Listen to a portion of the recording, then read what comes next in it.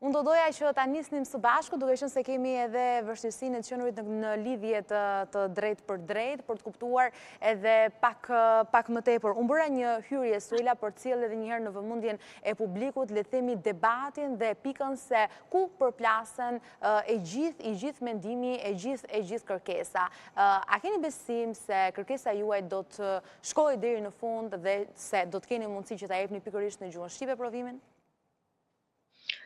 Ne kemi dalur për të kërkuar provimin në gjuhën shqipe dhe të na respektohet gjuha jonë, gjuha amtare që ne studiojmë në këtë shtet, studiojmë 4 vite ose 5 në gjuhën tonë, gjuhën shqipe. Dhe kemi vetëm një provim që është në gjuhën maqedone, ne kërkojmë që ky provim të na respektohet, që të mbajmë provimin në gjuhën shqipe, domethënë në gjuhën tonë.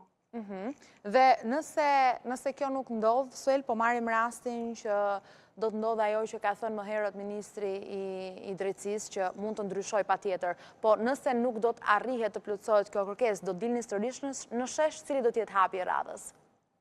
Ne nuk do të ndalemi, do të vazhdojmë me protestat e radhës.